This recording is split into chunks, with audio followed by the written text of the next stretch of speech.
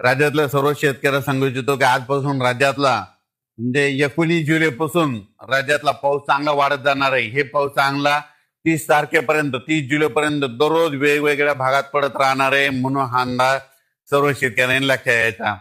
सांगायचं झालं तर राज्यात काही भागामध्ये जास्त पाऊस पडणार आहे. तर तुम्हाला सांगू इच्छितो 19 जुलै ते 26 जुलैच्या दरम्यान नागपूर, भंडारा, गोंदिया, अमरावती या पट्ट्यामध्ये काय होणार, एक लो प्रेशर चक्रीवादळ जात असल्यामुळं त्या 4 जिल्ह्यामध्ये खूप मुसळधार ते अतिमुसळधार हेवी टू हेवी रेन होणार आहे. चांगला 300 ते 400 मिलीमीटर तिकडे पाऊस पडू शकतो, म्हणून हा अंदाज नागपूर, भंडारा, गोंदिया, अमरावती त्या त्या शेतकऱ्यांनी लक्ष द्यायचा.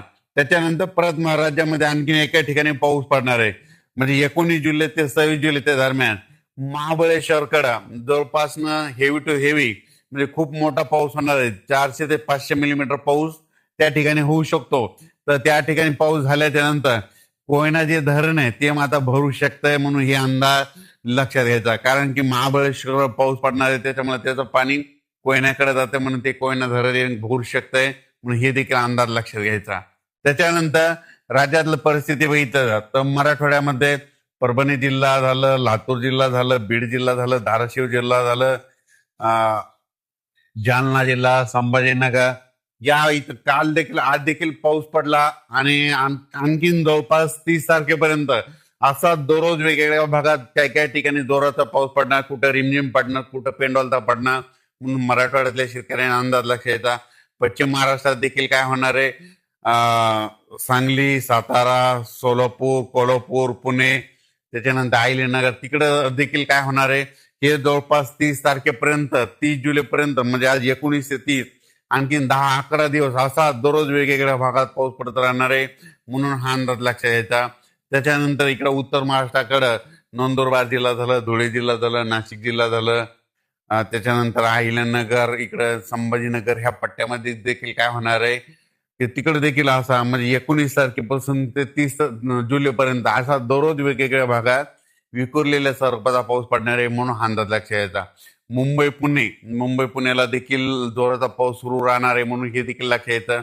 पण कोकणपट्टी आणि घाटमाता परिसर मात्र 19 तारखेपासून ते 27 तारखेपर्यंत खूप जोराचा पाऊस पडणार आहे घाटमाता आणि कोकणपट्टीकडे, म्हणून ही अंदाज त्या शेतकऱ्यांना लक्षात यायचा.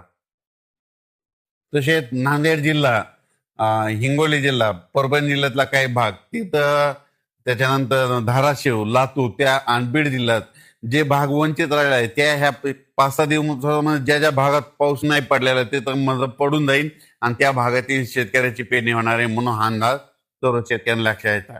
सांगायचं झालं तर राज्यात जवळपास आणखीन 30 तारखेपर्यंत 30 जुलैपर्यंत दररोज वेगवेगळ्या भागात पाऊस पडत राहणार आहे, म्हणून हा अंदाज लक्षात यायचा.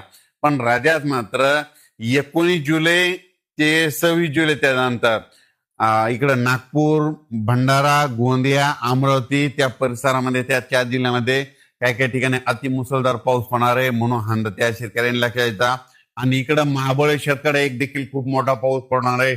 त्याच्यानंतर कोकणपट्टी घाटमाळात देखील पाऊस चांगला पडणार आहे, म्हणून त्या शेतकऱ्यांनी देखील अंदाज लक्षात यायचा.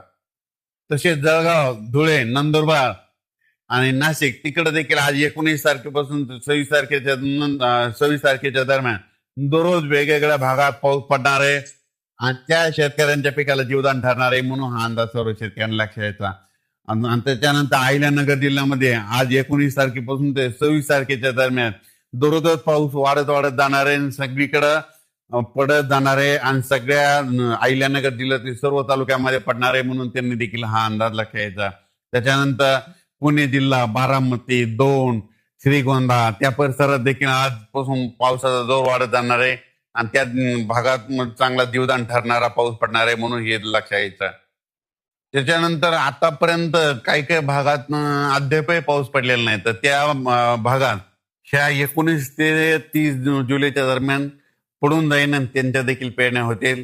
त्याच्यानंतर कर्नाटककडे देखील पाऊस पडणार आहे, तेलंगणाकडे देखील पडणार आहे आणि सगळ्यात महत्वाचं इकडं मध्य प्रदेश, इकडे बैतूल, खांडवा, इंदोर त्या परिसरात जास्त पाऊस वाढत असल्यामुळे काय होणार आहे, म्हणजे मध्य प्रदेशच्या लगतचे जिल्हे मग कोणता जिल्हा, अमरावती जिल्हा, अकोला जिल्हा, इकडे अचलपूर, त्याच्यानंतर जळगाव जामोद, राहावे, त्याच्यानंतर इकडं धुळे, नंदुरबार ह्या परिसरामध्ये काय होणार आहे, 19-26 दरम्यान चांगला तिकडे देखील पाऊस पडणार आहे, त्या सीमा लगत चांगला पाऊस पडणार आहे म्हणून हा अंदाज त्यांनी लक्षात द्यायचा.